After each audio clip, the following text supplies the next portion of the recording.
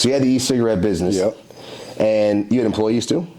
Yeah, I had friends that followed me and helped me, and I paid them when I could. It was like a true startup, man. Like doing everything I could, and like a couple employees here and there. Okay, because that's also a tough dynamic. I worked at West Point Military Academy when I was 19, and I was in charge of the mess hall, and they had the mess hall there, and they had floor managers. Wow! So they would have people come in and eat. Not people, they had cadets come in and eat. Yeah. And everything is the reason why I'm like about my time now, because everything had to be on time. Yeah.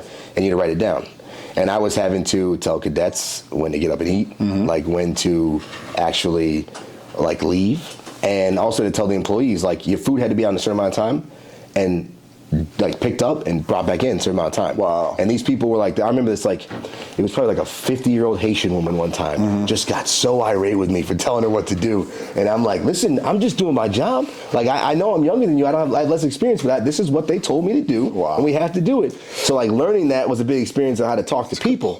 Because like, I didn't know how exactly to talk to people for them to listen to me, even though I was younger, but I was in a higher position technically than them. I like that. I like that point a lot, and I'll open up Pandora's box a little bit on that point. Some I never really mentioned. This is an experience, a learning experience with employees at a young age, and I really didn't get that full gamut until I was older and had a lot more and was able to lead, manage, and account. Right. I had an employee, great dude, did good work for me, paid him well, what we agreed on, loved the guy, trusted him more than anyone, and he was the guy I started with. We did real well.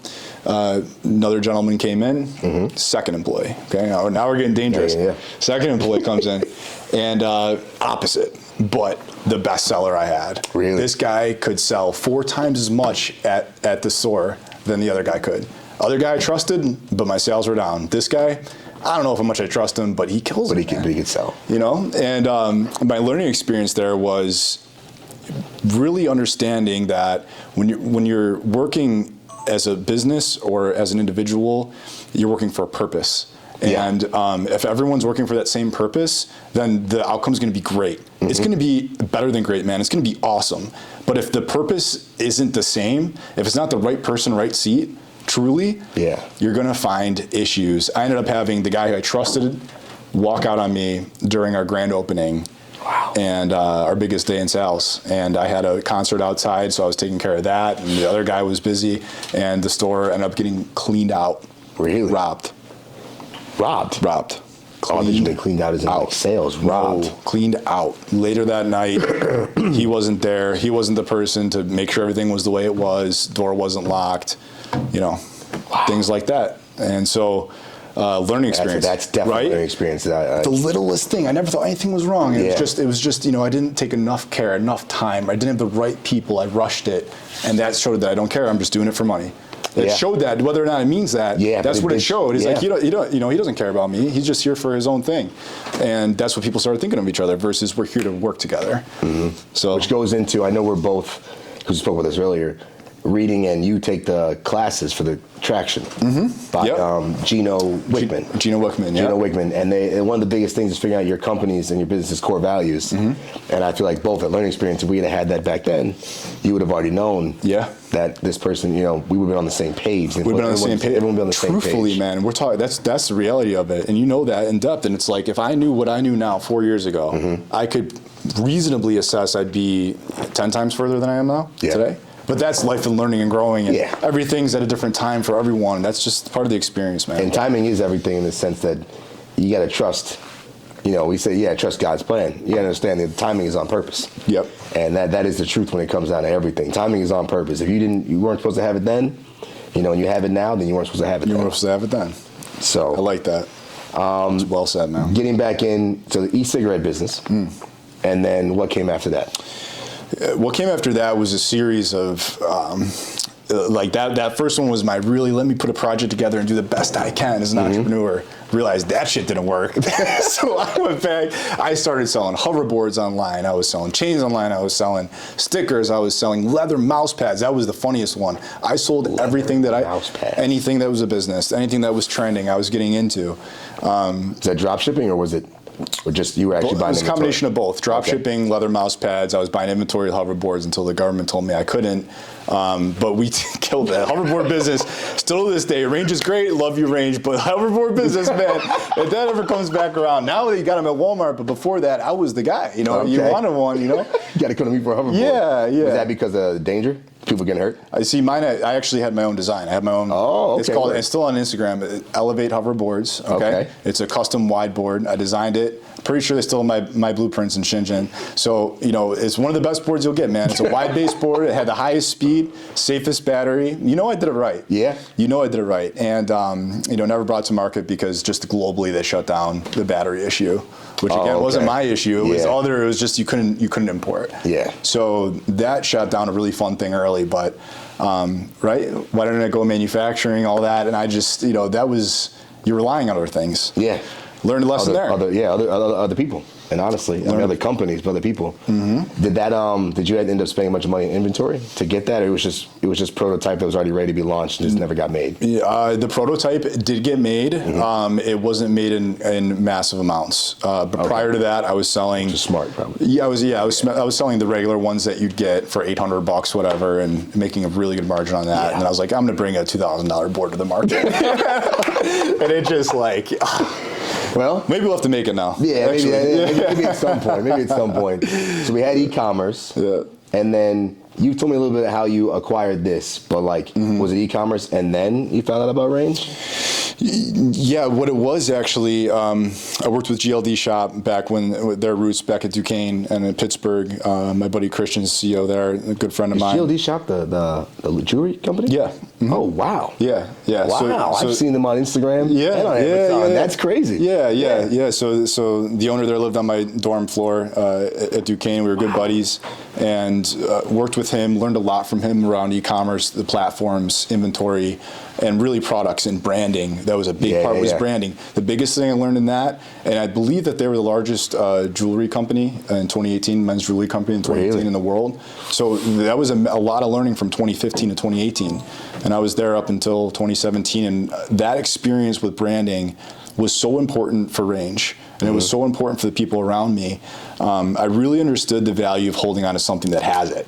You know, if you got something with value, hold on to it. Yeah. And it's not for everybody. You know, it's for the certain client that you have, and that was important. You talk about core focus, right? Yeah. Got to have it for that right person. So e-commerce really led me to opening up new things. Started another e-commerce company, which ultimately led me to Range. Okay. Yeah, just through content branding, content capture. I met someone that was the founder of Range, and from there, the rest is pretty much history, man. Yeah. Yeah. Well, we're gonna go through the history. Okay. Yo, okay. You want me to tell my secrets now? Yeah. Well, we got some secret sauce. I'll tell my secret. I know a little bit about it, so I know that. I know. You know what? The world deserves to know, anyways. Exactly. They really do. There's nothing to hide there. And the process of how it went down, because for like I said, I didn't know. I honestly had no idea someone could buy a business and get a loan like a mortgage that would then be paid back through the cash flow of the business. That was new. Yeah. Still blew my mind at the age of, I think I was, it might have been 28 at the time, but 29. I didn't know that. And then, so you could speak a little bit about that. And then it also took a long time to close on Range. Right. So, it did. Yeah, so I'll talk. You get the history. We'll get the details. Yeah, the origin story is important. So we'll get right to it. You ready? Oh, shit. You ready? There you go. All right. So we were getting into it. It's time for the origin story. So we're getting back to it, how Range was acquired, and we want to hear the full process. All right. So Gene Theory. Gene Theory was the e-commerce company I started just prior to Range. I remember that. Yeah. Oh, wait a minute. I was asked to DJ at a Gene Theory party. Whoa. By T. Shaw and what's his name? It wasn't Exposure. It works at Bottoms Up.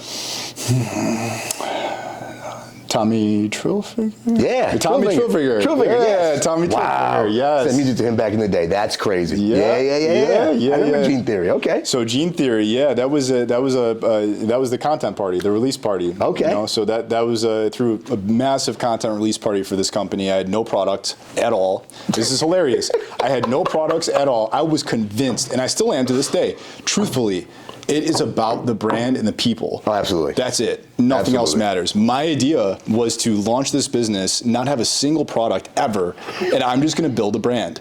And I did it, and I did it well, and it worked. The whole point was to throw the party, and we'll get people, right? If you build it, they will come. Yeah. And you know, I'll never forget that party, that content party, which was going to be a multi-year business, everything. One of the elements we needed was an exotic car. You know, it was part of like the branding I was going for. And our guy, Tyler Shaw, reached out and people showed up. And one gentleman showed up in an awesome Maserati and that I could never afford. And I met him. His name was Devin Sprague. Okay. And shout out to Devin. Shout out to Devin. And Devin was the founder of Range. Wow. And at the time, I had moved back from Pittsburgh, you know, I was going to start businesses and broker and kind of do what my father had done in the past. And he did it, maybe I can do it and be good at it too. You know, and so when I met Devin, I told him that. And he's like, wow, I want to sell my business. This is perfect. I'm like, you know, it's one of those things I will never forget. This is so weird. When we met, we shook hands and you feel like that lightning that was there. It was like every hair in my arm stood up. Like that was a real moment that I'll never forget. Feeling. Yeah, before we even said a word. I'll never forget that moment. Like it was meant to be. You know, that was like really like, oh, here's your life now. This is what you're supposed to do. And that's really, truly how it was introduced to me. That's crazy. And from there, I went and sold Range actually to my business partners. And remember, I was a business broker. So I had the ability to sell the business, and I did sell the business. And my commissions in selling the business were actually enough to buy in as a CEO, which ultimately really made the most sense for the acquisition, right? You know, so I saw the opportunity. At first, I did not think I could ever do this deal. It's not something I'd want to do or have the resources for. But as I looked at the structure of it and the fact that when the deal closes, I'll be able to actually put in enough money to buy the whole thing. Do you guys want to partner? I asked the buyers, and sure enough, here I am today. So That's crazy. Yeah. I mean, you can speak to, because I know there were some hiccups along the way. Oh yeah. Of getting of finalizing and closing. Yeah. So when you do certain things, and this was one of them. Range was definitely one of the ones. I think the only thing in my life, if I really think back at it, that I truly would not give up on. Like seriously, would not give up. Like I had to do this. Was that because of just connection you had with Devin? Was it you saw the cash flow, the potential of the business? Like I saw the what potential was of the business. Okay. I saw an awesome Range Marketing. What a sweet name. What an awesome company with not really a brand to it. There's nothing to it. There's no sales. There's no brand built here yet. So that's all open field. And what do I love the most? We just talked about branding. Yeah. So I was able to put those things I was chasing by starting Gene Theory into a machine that already had legs running. And that was perfect. Yeah. So